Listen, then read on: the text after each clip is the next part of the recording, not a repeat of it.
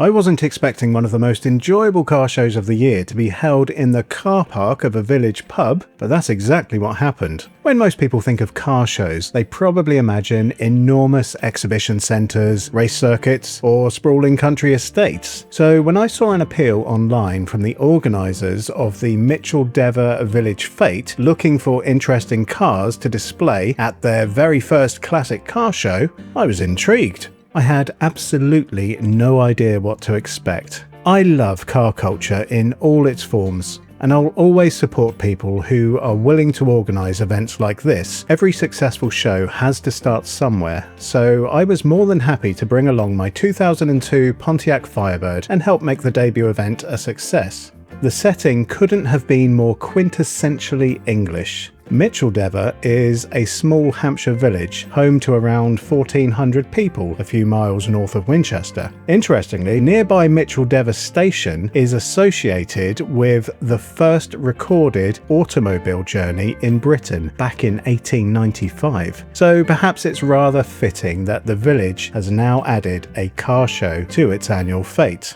When I arrived, I assumed the Firebird would probably be the only American car on display. I couldn't have been more wrong. Not only were there a couple of Ford Mustangs, a modern one, and a classic fastback, a very impressive full replica of KITT from Knight Rider rolled in. As someone who's been passionate about Pontiacs and Knight Rider for years, seeing it was an incredible surprise. It was probably the last car I ever expected to find at a small village fete, complete with its flashing front scanner and crazy illuminated dashboard. It attracted plenty of attention throughout the day, and I spent far longer admiring it than I'd originally intended. In total, there were around 30 vehicles representing all sorts of different eras and styles. There were beautiful vintage cars, a well-used classic Land Rover, a Ford Escort RS2000, a stately Rolls-Royce, a Ferrari, a modern Aston Martin, a Triumph Stag, and plenty more besides. What struck me most was how well balanced the car display looked. If you'd been told it had all been carefully planned by a committee, you'd probably believe it. In reality, it was simply a reflection of the wonderfully varied group of owners who volunteered to bring their cars along. Everyone has different tastes, and together they created a collection that seemed to have something for almost everyone. That variety is one of my favourite things about small shows like this. Car owners are usually incredibly passionate about their vehicles, and they're always happy to tell you the story behind them, whether it's a painstaking restoration that took years to complete, or simply a cherished family car that's been lovingly maintained. Every vehicle has a story.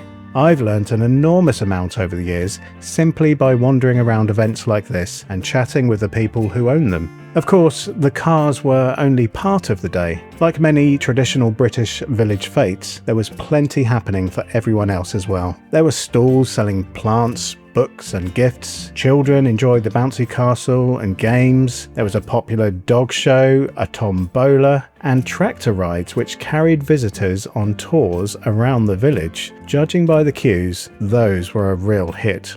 A live jazz band provided a relaxed soundtrack throughout the afternoon, and I must say, they were very accomplished. I just wish I could share their music with you, but hey, copyright. The Half Moon and Spread Eagle pub, which hosted the event, kept everyone well fed with a barbecue, drinks, and an excellent selection of cakes. The weather certainly helped too. Sunshine always seems to bring out the best in events like this, and judging by the crowds, plenty of people had decided there was nowhere better to spend the afternoon. For such a small village, it was genuinely impressive just how many people came along. The only slight criticism I'd make is that the venue itself was perhaps beginning to feel a little too successful. The event was held in the pub's car park and garden, and at busy times it became quite crowded. Having said that, it's difficult to think of many better locations nearby with enough access for dozens of display cars, so it's a very minor point in what was otherwise an extremely enjoyable day. Most of the people attending live locally and know the area inside out, so conversations often wander far beyond the cars themselves. Before long, you're hearing about village history, local traditions, favourite dog walking spots, or someone's new hobby. It's remarkably easy to arrive knowing nobody and leave feeling like you've spent the afternoon among friends.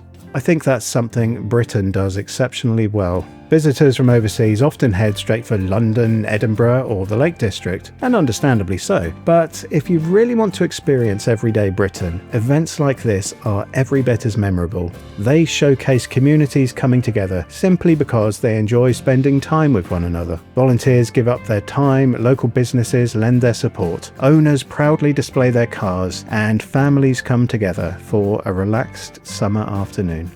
It may not make international headlines, but it creates the sort of memories that stay with you. For me, it was also the perfect excuse to take the Firebird out for a proper drive and spend the day surrounded by fellow enthusiasts. If this was Micheldever's first attempt at adding a car show to its village fete, I'd say it was an outstanding success. Here's hoping it becomes a regular tradition for many years to come. I've been Stuart McLachlan, but you can call me that guy in the Firebird. Thank you for watching.